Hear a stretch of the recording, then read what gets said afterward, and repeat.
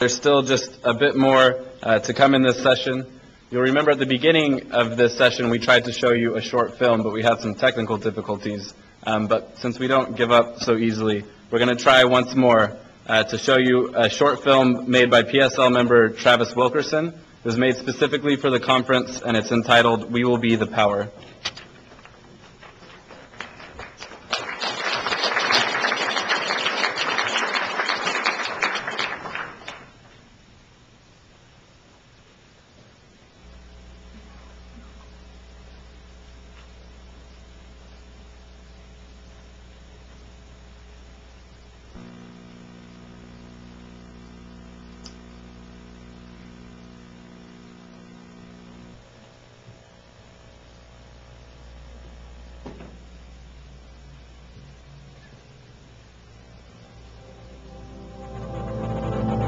When we're building a party for socialism and building a socialist movement, we're not coming from the position of Marxist academia. We're not a group of intellectuals who are sitting around in our big chairs and sofas talking about the problems of capitalism. These are people who are not only assessing and analyzing the system, but are deeply involved as leaders and organizers, as activists in the struggle for revolutionary change. And Marxism is, above all else,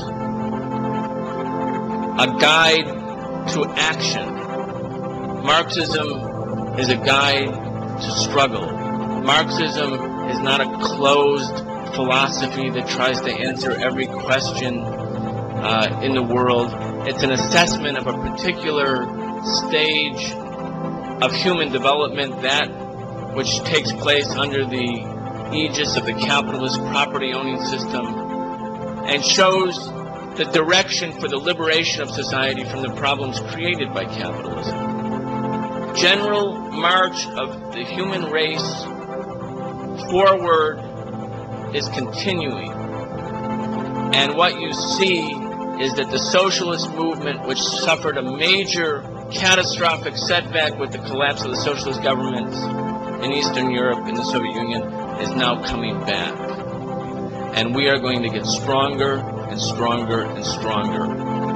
And in spite of the bourgeoisie's hope that it was the end of history, there is no end of history.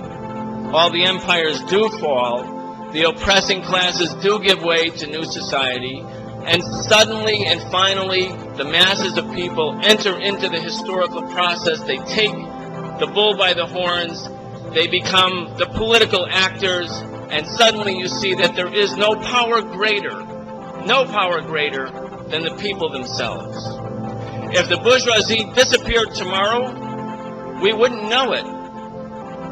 But just take 10,000 sanitation workers and have them not come to work tomorrow. Everybody would know it within a day or two.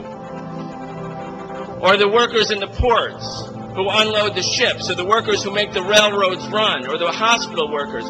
Without the working class, nothing works in society. The only thing that allows this tiny clique of billionaires to rule is not so much their domination over the military apparatus and the force of coercion. It's the fact that the working people of this country and the working people of the world have not yet fully recognized that they are in fact the power of society. Because if working people recognize that we are the power and start to function as if we should have the power, we will be the power.